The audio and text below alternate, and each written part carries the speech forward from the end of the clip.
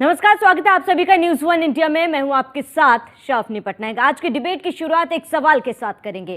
क्या विपक्ष अभी से हताश हो चुका है? ये सवाल इसीलिए क्योंकि जैसे जैसे चुनाव करीब आ रहे हैं वैसे वैसे विपक्ष के नेताओं की बयानबाजी का स्तर सनातन को लेकर लगातार गिरते जा रहा है, वो भी ऐसे वक्त में जबकि बीजेपी सनातन को लेकर लगातार माहौल बनाने में जुटी है।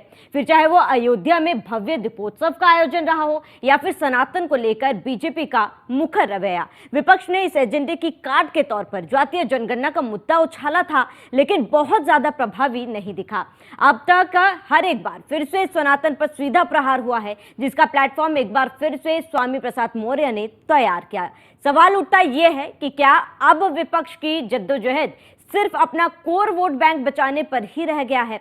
क्या विपक्ष ने यह मान लिया है कि अब इसके अलावा उसके पास कोई दूसरा रास्ता नहीं है? इस मुद्दे पर विस्तार से हम चर्चा करेंगे, लेकिन उससे पहले ये रिपोर्ट देखिए।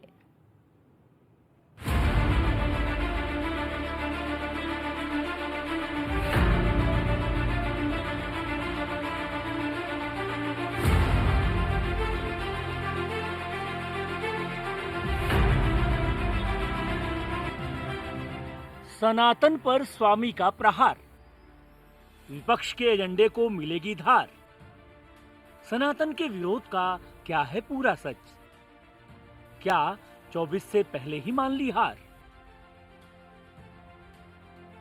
बात थोड़ी कड़वी जरूर है, मगर जो है सो है। बीजेपी के हिंदुत्व के एजेंडे और चुनावी रणनीति के आगे विपक्ष का अब तक का हर दांव फेल रहा है। 2014 से बीजेपी ने जिस तरह हिंदुत्व और विकास के एजेंडे को एक साथ लेकर काम किया, उसने जातीय दीवारें गिरा दी। अब तक पिछड़ा, सवर्ण, दलित में बांटकर की जा रही सियासत को हिंदुत्व केंद्रित करने में बीजेपी को कामयाबी मिली। नतीजा सामने है। बीजेपी उस वक्त से लेकर अब तक लगभग अजेय बनी हुई है। बीजेपी ने चुनावी सियासत में ये दांव तो खेला ही, साथ ही साथ विकास के एजेंडे को भी धार दी, जिसका फायदा भी उसे मिला। नतीजा ये हुआ कि राजनीतिक स्टार पार्टियां लगभग बंद हो गईं। हर नेता खुद को अधिक ज्यादा सनातनी दिखाने की कोशिश में लग गया। राहुल गांधी को अपना गोत्र याद आने लगा। दूसरे विपक्षी नेता मंदिरों में दिखने लगे, कर्मकांड करने लगे। यानी बीजेपी के हिंदुत्व एजेंडे की कार तलाशने के तमाम यत्न हुए, लेकिन सब फेल। वो इसलिए क्योंकि बीजेपी ने हिंदुत्व की सियासत को शुरुआत से ही नहीं छोड़ा, जबकि विपक्षी नेताओं की विचारधारा चुनावी हिसाब से बनती बिगड़ती रही। ऐसे में विश्वसनीयता की कसौटी पर विपक्षी कोशिश कभी परवान नहीं चढ़ पाई। विपक्ष ने फिर हिंदुत्व की काट के लिए जातीय जनगणना का मुद्दा उठाया। बिहार में नीतीश कुमार ने तो सर्वे कराकर रिपोर्ट भी दे दी। बदले में बीजेपी ने हिंदुत्व के एजेंडे को और धार दी। अयोध्या में रिकॉर्ड तोड़ दीपोत्सव कर और माहौल बना दिया। इतना ही नहीं, राम मंदिर के उद्घाटन के जरिए चुनाव से ठीक पहले और ज्यादा माहौल बनाने की कोशिश है। यानी विपक्ष के हर बार का पलटवार बीजेपी के पास पहले से तैयार है, जिसका विपक्ष के पास फिलहाल कोई जवाब नहीं है। ऐसे में सवाल उठता है कि क्या विपक्ष चुनाव से पहले ही मान चुका है कि वो फिलहाल बीजेपी से मुकाबला करने की स्थिति में नहीं है? क्या इसलिए विपक्ष के नेता अपने पुराने तुष्टीकरण के एजेंडे पर वापस लौट रहे हैं? क्या इसके जरिए विपक्षी कोशिश किसी भी तरह अपने कोर वोट बैंक को बचाए रखने की है? क्या बीजेपी के हिंदुत्व के एजेंडे की कार्ड के तौर पर तुष्टीकरण करने वाले बयान दिए जा रहे हैं? असल में विपक्ष, खासकर समाजवादी पार्टी ने स्वामी प्रसाद मौर्य को सियासी प्रयोगशाला बनाकर रखा है। शायद यही वजह है कि मौर्य चाहे जितना भी पानी पी पी कर सनातन को कोसते हैं, सपा के शीर्ष नेता चुप रहते हैं। इतना ही नहीं, उन्हें पर्दे के पीछे शह भी देते हैं।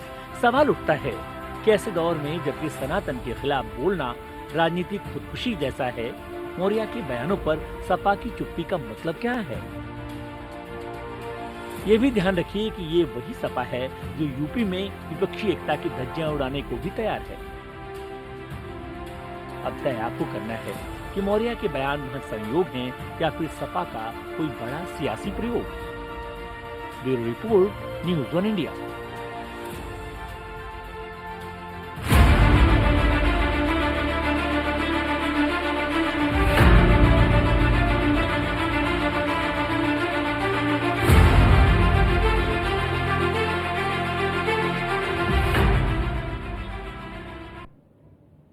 तो जैसे जैसे चुनाव नजदीक आते जा रहे, सियासी सरगर्मी तेज होती जा रही है और ऐसे में बड़ा सवाल ये है कि क्या सपा ने सनातन धर्म को सॉफ्ट टारगेट मान लिया है, क्योंकि जिस तरीके से स्वामी प्रसाद मौर्य का लगातार इस तरीके का विवादित बयान सामने आ रहा है, जहां पर कभी वो बद्रीनाथ केदारनाथ पर बोलते हुए नजर आए तो कहीं रामचरितमानस पर उनका बयान सामने आया है। लगातार इन तमाम बयानों को लेकर कई बार विवाद भी उत्पन्न हुए हैं और ऐसे में कोर्ट तक ये बात भी पहुंची, उन्हें फटकार भी लगाई गई, लेकिन उसके बावजूद भी कहीं ना कहीं स्वामी प्रसाद मौर्य इस तरीके की बयानबाजी लगातार दे रहे हैं। और ऐसे में कल ही लक्ष्मी पूजा थी, लक्ष्मी को पूजा गया था और आज लक्ष्मी माता के ऊपर उन्होंने बड़ा सवाल खड़ा कर दिया, जिसके बाद फिर एक बार सियासी गरमाई है और ऐसे में लगातार इस पर लोग मुखर हो रहे। विपक्ष की बात की जाए तो इस पर विपक्ष भी हमला कर रही है। स्वामी प्रसाद मौर्य ने जिस तरीके का बयान दिया है, जहां पर उन्होंने बड़ा सवाल ये उठाया कि अगर किसी बच्चे के 2 हाथ 4 हाथ 8 हाथ नहीं होते, ऐसा कोई बच्चा पैदा नहीं होता, तो माँ लक्ष्मी 4 हाथों के साथ कैसे पैदा हो गई। ऐसे में फिलहाल इस पर राजनीति भी शुरू हो चुकी है, क्योंकि जिस तरीके की विवादित बयान दिया जा रहा है स्वामी प्रसाद मौर्य की तरफ से, कई बड़े सवाल इससे उत्पन्न हो रहे कि क्या ये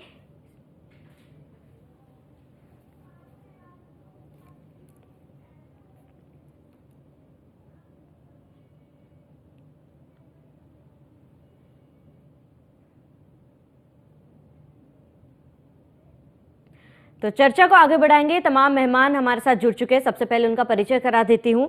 देवेंद्र प्रमुख प्रवक्ता बीजेपी हमारे साथ जुड़ चुके हैं। डीपी यादव नेता सपा हमारे साथ जुड़ चुके हैं। मोहम्मद आमीन पॉलिटिकल एक्सपर्ट हमारे साथ जुड़ चुके हैं। आप सभी मेहमानों का बहुत बहुत स्वागत है। सबसे पहले डीपी यादव जी, मैं आपका रुख करूंगी। एक नहीं, 2 बार नहीं, कई बार ऐसे विवादित बयान स्वामी प्रसाद मौर्य द्वारा दिया गया है। हर बार हमने ये देखा है कि जहां पर पार्टी इससे पल्ला झाड़ती हुई नजर आई है, इसे व्यक्तिगत टिप्पणी बताई है। इस बार पार्टी का रुख क्या है? देखिए, सर्वप्रथम मैं आपके चैनल के माध्यम से सभी देशवासियों को दीपावली की शुभकामना देता चाहता हूं।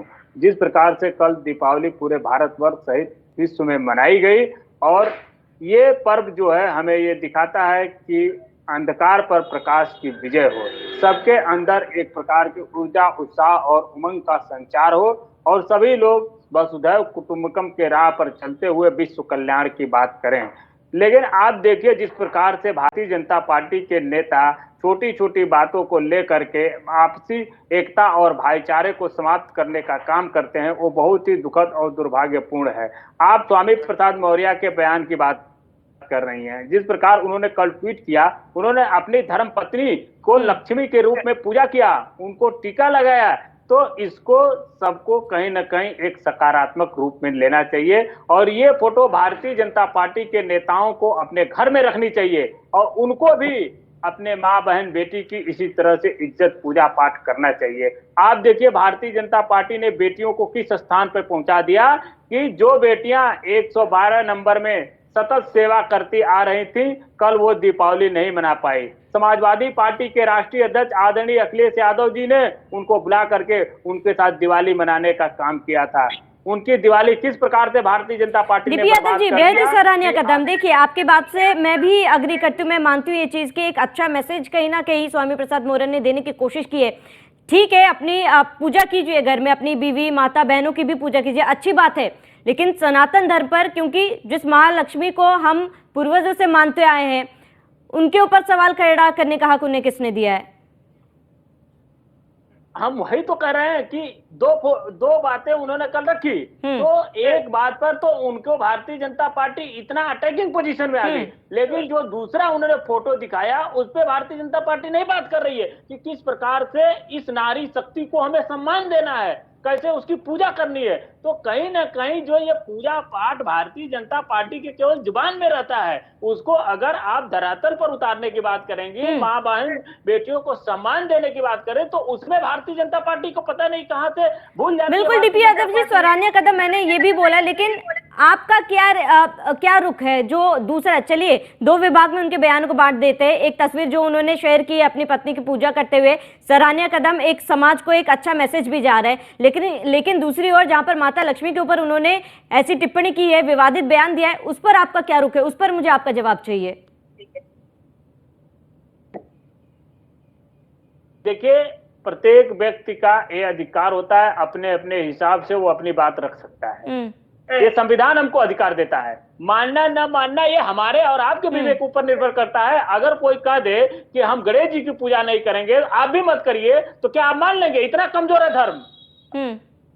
तब तो हमको उसके मान्यता के ऊपर विश्वास नहीं है। कोई कहते इस्लाम ठीक नहीं है, आप इस्लाम के अनुसार पूजा पाठ मत करिए, ईसाई ठीक नहीं है, ईसाई के अनुसार पूजा पाठ न करिए। ये तो मानने वाले के ऊपर न निर्भर करता है कि क्या। बिल्कुल मानने वाले पर निर्भर करता है, लेकिन ये हिंदुओं की आस्था है। दीपावली के दिन माँ लक्ष्मी की पूजा की जाती है, ऐसे में उनके ऊपर इस तरीके का विवादित बयान क्यों देना? बयान ही क्यों देना? गलत बयानबाजी क्यों करना है? फिलहाल डीपी यादव जी, मैं लौटूंगी आपके पास। देवेंद्र प्रमुख जी, बीजेपी प्रवक्ता हमारे साथ जुड़े हुए। देवेंद्र जी, मैं आपका रुख करूंगी। इस तरीके की लगातार बयानबाजी जा रही है, और ऐसे में आपका क्या रिएक्शन है? आपका क्या कहना है? देखिए सावनी जी, जाकी रहे भावना जैसी, प्रभु मूरत तिन देखी तैसी। स्वामी प्रसाद जिस तरह से बोलते हुए आ रहे हैं, वो एक रणनीति के तहत बोलते हैं। उनको पता है, काफी लंबे समय तक फुटबॉल की तरह राजनीति की है। कभी मायावती जी के चरणों में, कभी कभार भाजपा के चरणों में भी आए, लेकिन जैसे गेंद में फुटबॉल में लात लगती है तो दूसरी जगह जाकर और अपना काम करते हैं। उनकी भूमिका है ये, उनको ये काम दिया जाता है। अखिलेश जी की तरफ से ये काम दिया गया है कि आज प्रदेश में जो बड़ी बात है वो मुस्लिम को लेकर है। डरे हुए हैं दोनों लोग, गठबंधन के साथी हैं। डर सता रहा है कि मुस्लिम कांग्रेस की तरफ ट्रांसफर होता दिख रहा है, वे कांग्रेस की तरफ जाएगा तो सपा के पास बचा क्या है? स्वामी प्रसाद जैसे लोग ना कोई महंगाई पर चर्चा करते, ना कोई तथ्य पर सरकार से चर्चा करने की हिम्मत रखते, और बेवजह की बात करते हैं। जिस तरह से सनातन को टारगेट किया जा रहा, ये रणनीति के तहत था। विपक्ष के पास कुछ नहीं है।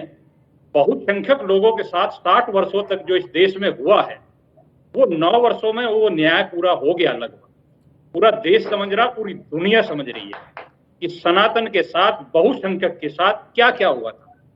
देश बेशक सनातनियों का था, लेकिन राज कोई और करता था। आज वो प्रत्यक्ष को प्रमाण की जरूरत नहीं होती। उनकी जो दबी कुचली, जो उनकी आत्मा जो इस तरीके से निकलकर भावना आ रही है, ये क्लियर होता है कि 60 वर्षों में वास्तव में देव के साथ क्या क्या लोगों ने क्या क्या सहन किया।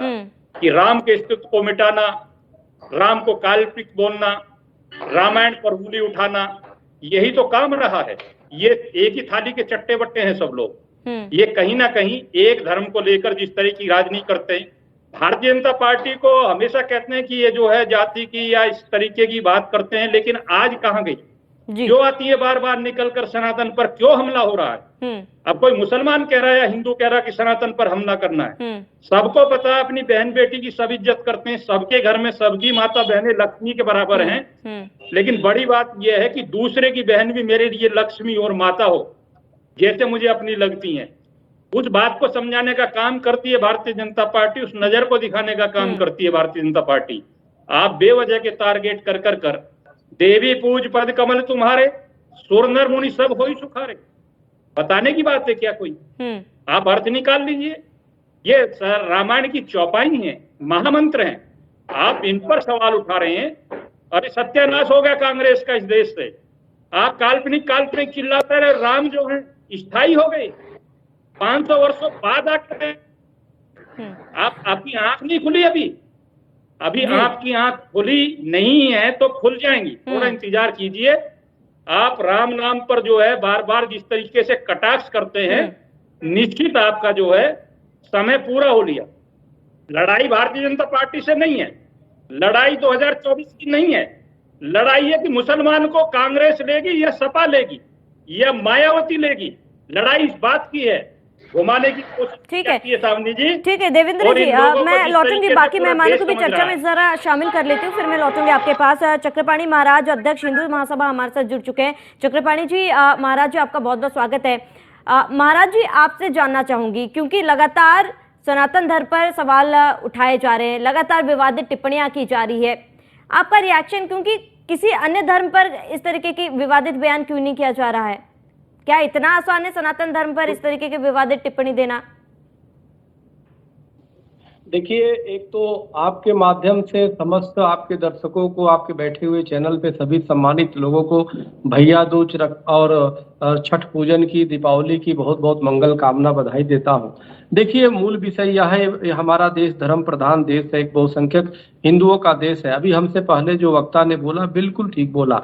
आप देखो, आजादी के बाद जिस तरीके से तुष्टीकरण की नीति अपनाते हुए और हिंदू सनातन का अपमानित किया गया, वर्तमान में भी जिस प्रकार से विपक्ष के लोगों को कम से कम सत्य की बात करनी चाहिए, कम से कम जनता से जुड़ी हुई बातें उठाना चाहिए। तो आज में वर्तमान में आप देखिए कि किस प्रकार के सनातन से टारगेट किया जा रहा है। आप देखो कि एक तरफ जूनियर स्टालिन सनातन को मलेरिया, डेंगू और क्या क्या बोल रहे हैं, और उसको खत्म करने की। दूसरी तरफ बिहार में आप देखो चंद्रशेखर जो मंत्री हैं और जगदानंद जी बोल रहे हैं। तीसरे यहाँ पे उत्तर प्रदेश, जो उत्तर प्रदेश राम और कृष्ण की धरती है, जो गोस्वामी जी ने रामचरितमानस लिखा, पूरे विश्व में उनको लोग श्रद्धा से देखते हैं। यहाँ पे सरेआम महीनों सालों से ये पीछे पड़े हुए और रोज सनातन के उठते ही सुपारी लेकर के बोलते हैं। आप आज देखो, दीपावली पावन लक्ष्मी गणेश की पूजा होती है और उसमें माता लक्ष्मी पे टिप्पणी कर रहे हैं, और वो भी नकारात्मक टिप्पणी कर रहे हैं,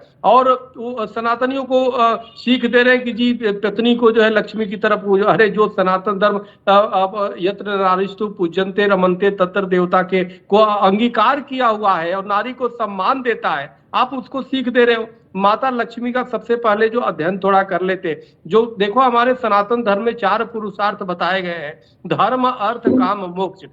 माँ लक्ष्मी के जो 4 हाथ है, वो चारों इन्हीं का पुरुषार्थ का प्रतीक है। क्योंकि कोई भी भक्त माँ का जब साधना करता है, पूजा करता है, आराधना करता है, किसी के अंदर कामना होती है हमें धन की प्राप्ति हो, किसी की कामना होती है हमें अर्थ की प्राप्ति हो, तो वो चारों पुरुषार्थ जो जीवन का मूल जो चीजें हैं, इन्हीं में सभी चीजें निहित है। और उस चारों पुरुषार्थों का प्रतीक है माँ के 4 हाथ। और तुम उस पर नकारात्मक टिप्पणी कर रहे हो कि किसी को आपने देखा है पैदा होते हुए कि 4 हाथों को। तो इस तरह से कहीं ना कहीं देखिए, या तो ये जानबूझ करके लोगों की भावना भड़का रहे हैं, लोगों की आहत कर रहे हैं, और या तो अगर जो मानसिक स्थिति ठीक नहीं है तो ये भी बड़ा दुर्भाग्यपूर्ण है। तो या तो इन पे कार्रवाई सरकार को, तो इनको जेल भेजा जाए अगर जानबूझ के करते हैं तो, और अगर जो इनकी मानसिक स्थिति ठीक नहीं तो पागल खाने भेजा जाए, क्योंकि ऐसे लोग तो समाज के लिए खतरा है। बार बार आहत कर रहे बिना बात की सनातन धर्म। अभी जो बीजेपी के प्रवक्ता ने बोला, ये ठीक बोला, ये बीजेपी से नहीं लड़ रहे, ये बीजेपी से लड़ते लड़ते सनातन धर्म से लड़ने लगे, बीजेपी से लड़ते लड़ते मोदी जी से लड़ते लड़ते ये हिंदू सनातनियों का सुपारी लेने लगे। तो यह बड़ा दुर्भाग्य है, ये किधर जा रहे हैं। यह देश ही भारत ही है जहाँ पे बहुसंख्यकों को आहत करके जो भगवान श्री राम को काल्पनिक बता के सोचते हैं लोग की वोट ले लेंगे, तो ये संभव नहीं हो पाएगी भाई। आप राजनीतिक स्तर से भी गिरोगे, तुष्टीकरण में पड़ोगे तो, और बहुसंख्यक की भावना भड़का करके और आहत करके ज्यादा दिन नहीं टिकोगे।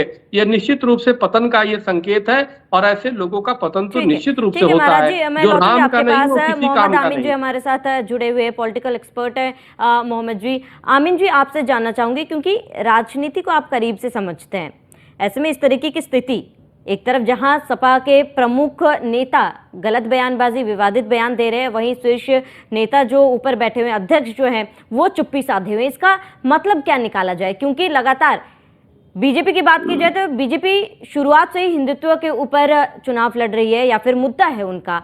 ऐसे में क्या फिलहाल विपक्षियों के पास कोई काट नहीं है, और ऐसे में सनातन धर्म को मुद्दा बनाकर वो काट निकालने की कोशिश कर रहे हैं? सबसे पहले तो मेरी तरफ से सभी देशवासियों को, आपके दर्शकों को और सम्मानित व्यक्ति जो यहाँ पर बैठे हुए डिबेट में, उनको दीपावली की शुभकामनाएं। तो एक चीज ये कहना चाहूंगा कि जो अभी स्वामी जी ने भी कहा और बीजेपी के प्रवक्ता ने भी बात कही सनातनी एक परंपरा है और ये हमारा देश जो है सनातनी परंपरा से भरा हुआ है और यहाँ के लोग सनातन धर्म को मानने वाले लोग हैं। यहाँ पे स्वाभिमान की बात है तो सनातन धर्म पर जो स्वाभिमान की बात है उस स्वाभिमान को ललकारा है इन्होंने, ये उचित नहीं है। और जबकि इसमें देखिए आपकी कितनी गलत बात कही है आज के दिन, दीपावली वाले दिन और लक्ष्मी की पूजा है। क्या ये पहली बार किया है?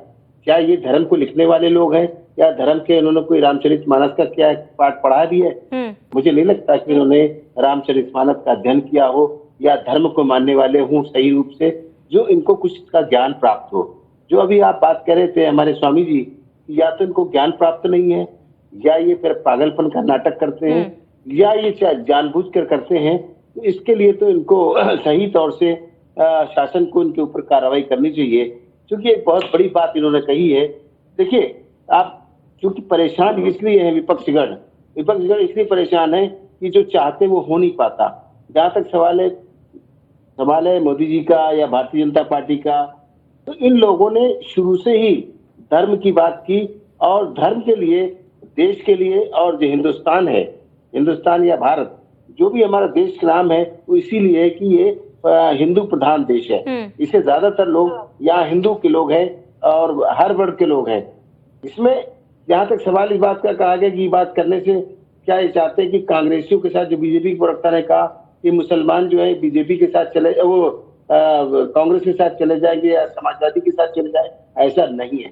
आज आपको पता होना चाहिए कि चाहे वो रामपुर रहा हो, चाहे वो आजमगढ़ रहा हो, जहाँ लोग थोक के भाव मुस्लिम लोग वोट देते थे समाजवादी को या कांग्रेस को, आज वहां से उनका वर्चस्व खत्म हो गया है, वो सीधे बीजेपी के साथ जुड़ गए। जानने लगे कि बीजेपी के अंदर कुछ सत्यता है, उनके जो नेता है वो जो कहते हैं वो करते हैं।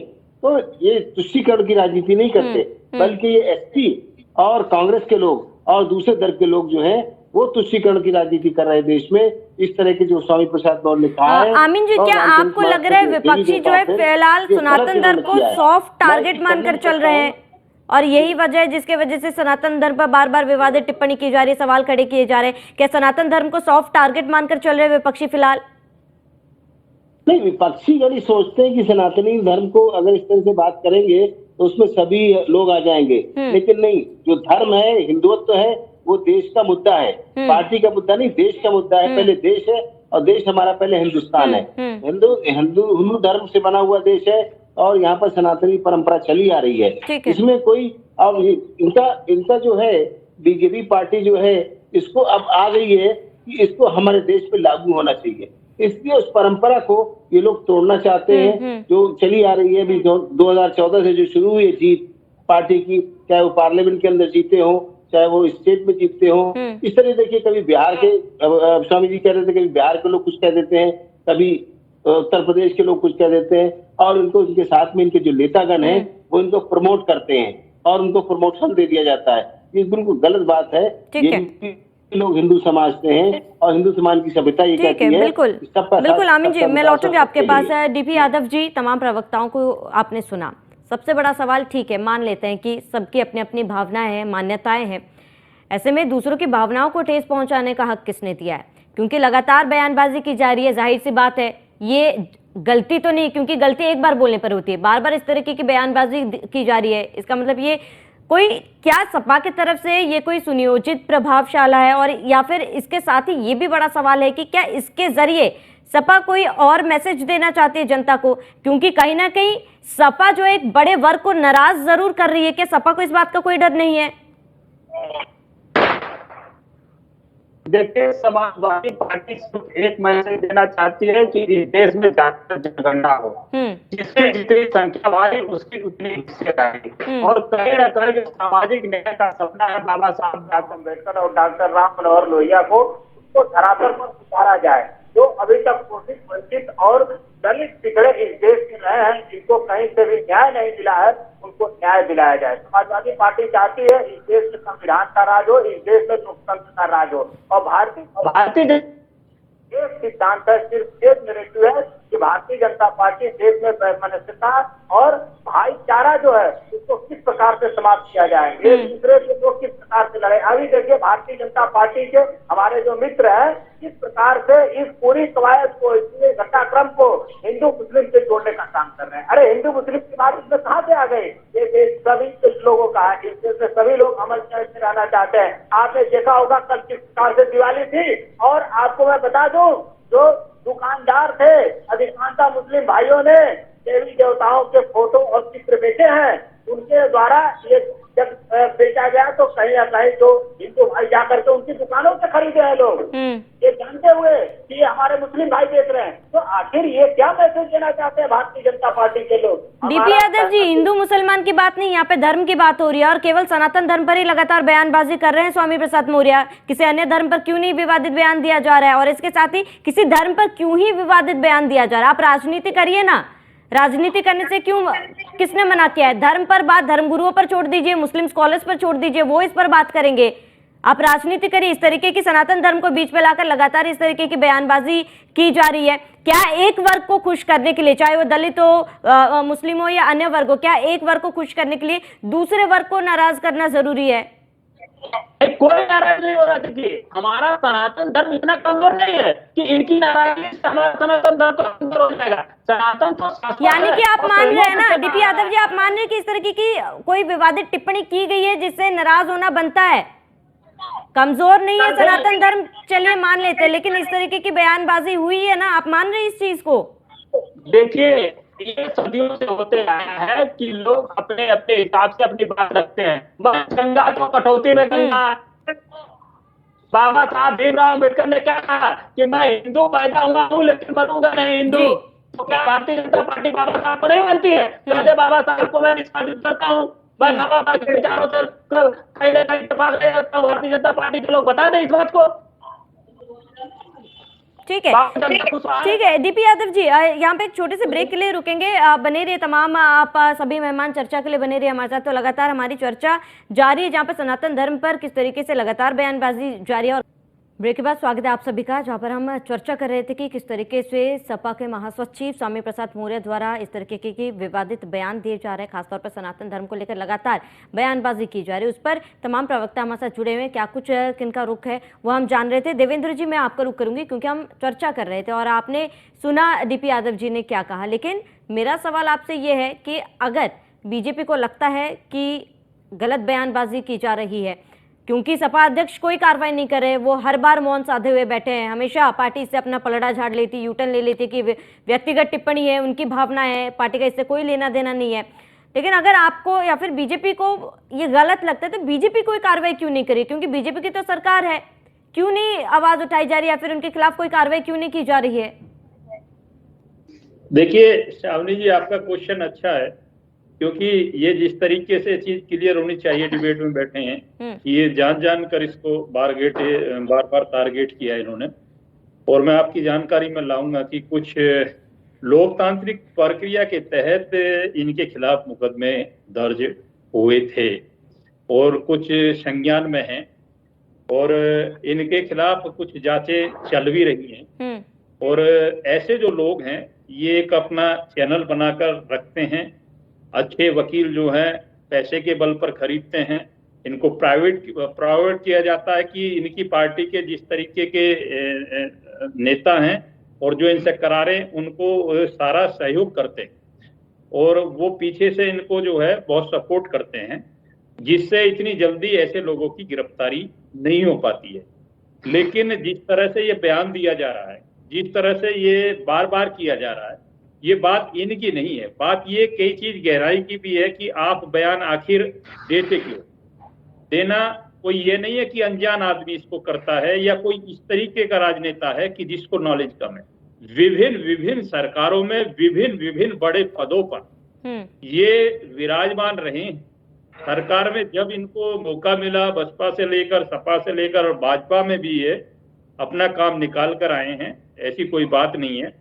और इनको सब पता होता है, ये जानकर कोई ऐसा बयान दिया हुआ नहीं है, ये अनजान व्यक्ति का बयान नहीं है। इस व्यक्ति को रामायण का भी पता है, ये अनजान नहीं है। ये महाराज जानते होंगे और हमारे बहुत अच्छे, मैं इनको विश्लेषक के तौर पर मानता हूं, मोहम्मद साहब को, कि ये बहुत शानदार विश्लेषण करते हैं डिबेट में और एक निर्भीक होकर जो है ईमानदारी से बात रखते हैं।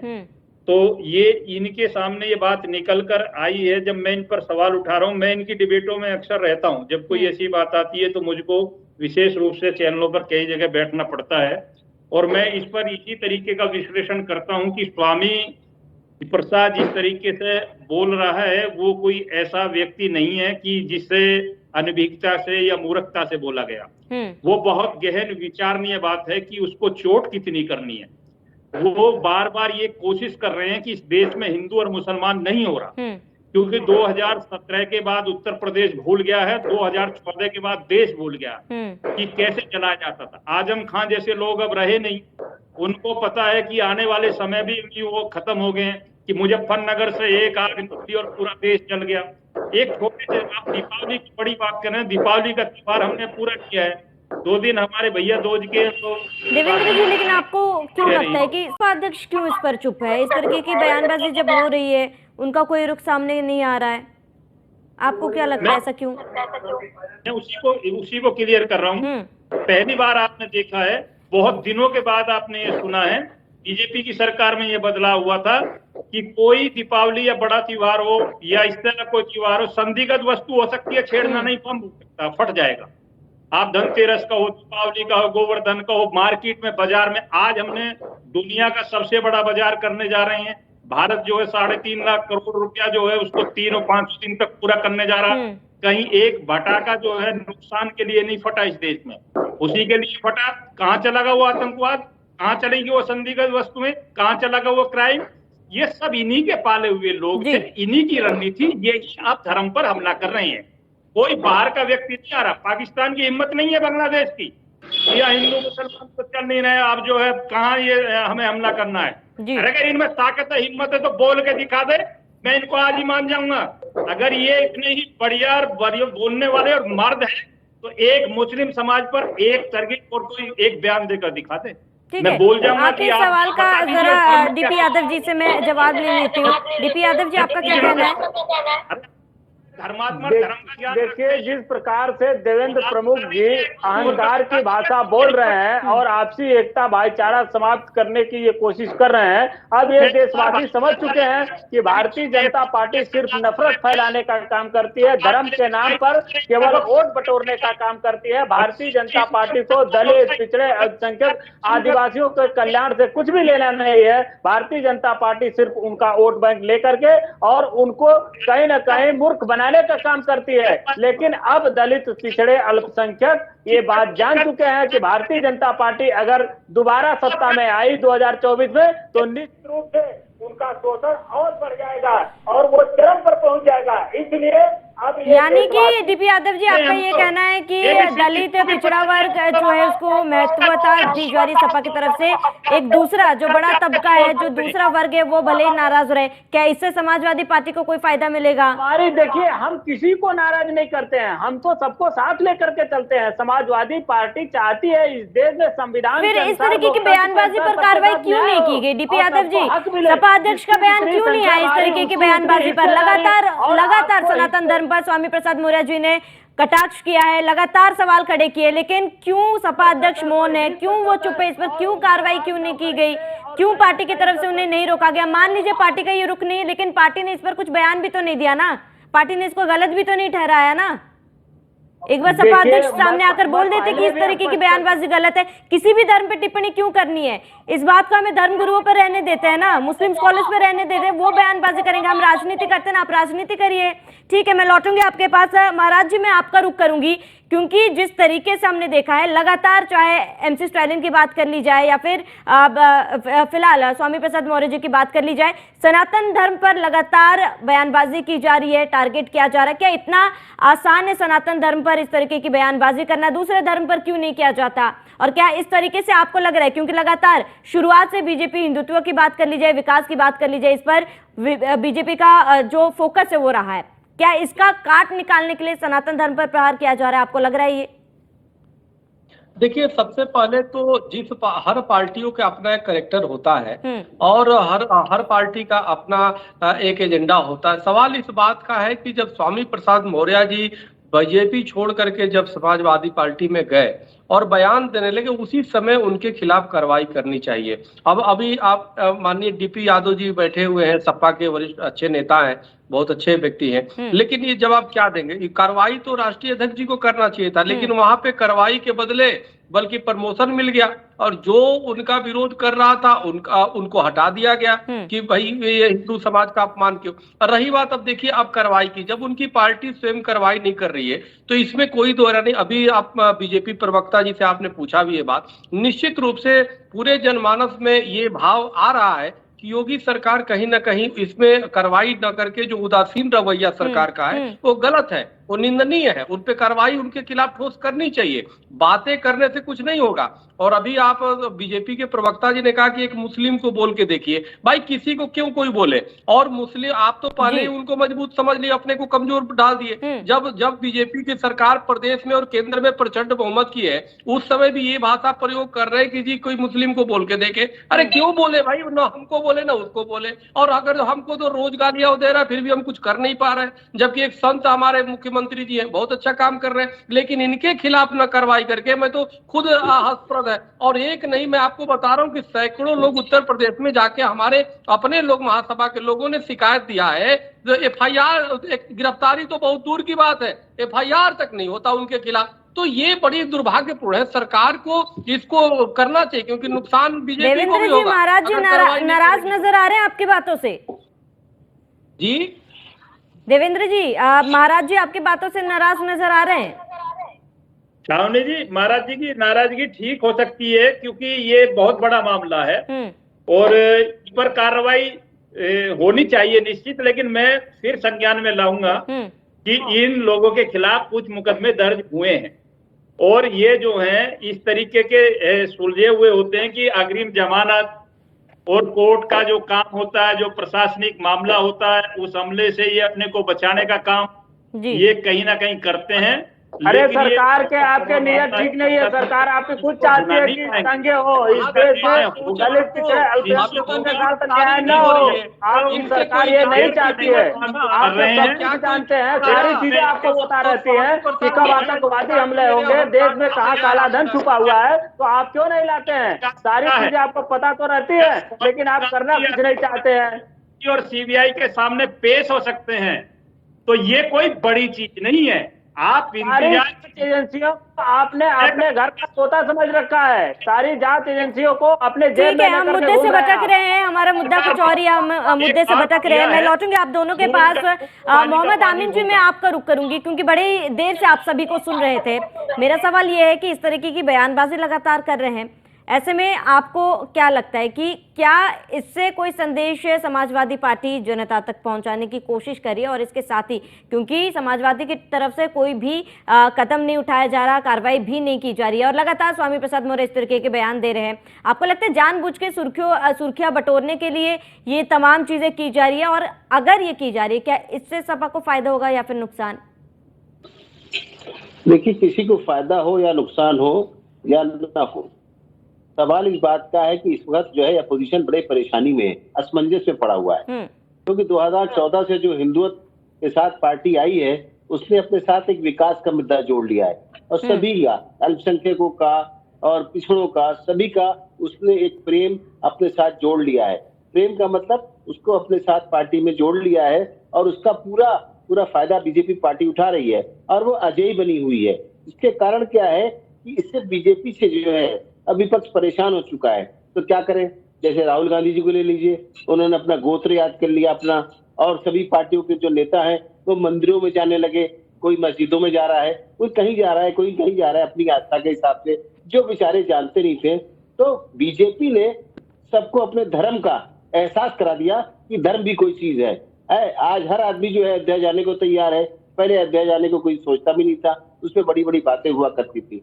और अब यही कारण है कि जो स्वामी प्रसाद मौर्य है वो तुष्टीकरण के बयान दे रहे हैं और अपनी पार्टी के लिए सोचते हैं कि वो कोई बड़ा कर रहे हैं, वो अपनी पार्टी के लिए गड्ढा खोद रहे हैं। और वो जो पार्टी के साथ जो कुछ लोग जुड़े हुए लोग हैं, जो सनातनी परंपरा के लोग जुड़े हुए हैं वो भी उनसे दूर हो जाएंगे।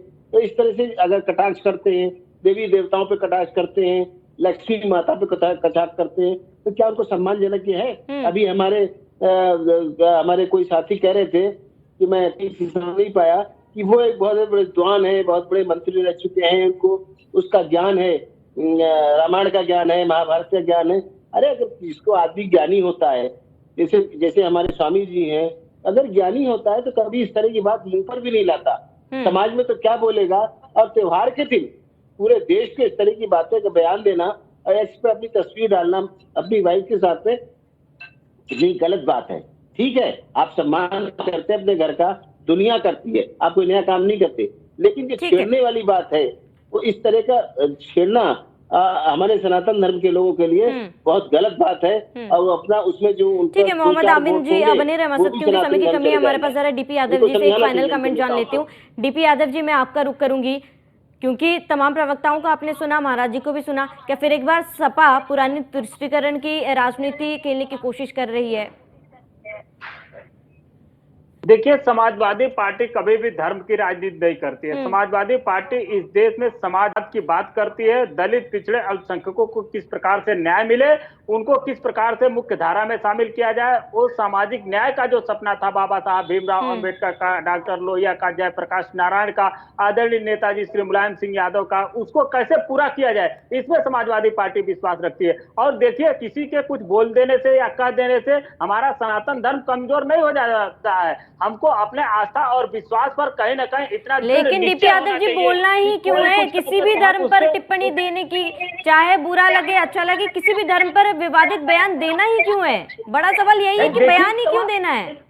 देखिए हमारे महाराज जी यहाँ बैठे हुए हैं, वो तमाम तरह के वो संत शिरोमणि हैं। हाँ। और तमाम बातें लोगों को सिखाते रहते हैं, बताते रहते हैं। मैं इनको सुन चुका हूँ। और आप देखिए, संत का जो आजकल संत घूम रहे हैं, आप उनको भी देखती होंगी कि किस प्रकार से लोग धर्म के बारे में तमाम उल्टी सीधी बातें करते रहते हैं। इसलिए महाराज जी भी खुश नहीं है स्वामी प्रसाद मौर्य जी के बयान से, महाराज भी खुश नहीं है। डीपी यादव जी, अपनी आस्था और विश्वास के हिसाब से अपने धर्म में विश्वास रखना चाहिए। विश्वास रखिए, लेकिन सवाल खड़ा करना, उंगली उठाना, आपको इस बात का हक किसने दिया है किसी भी धर्म पर?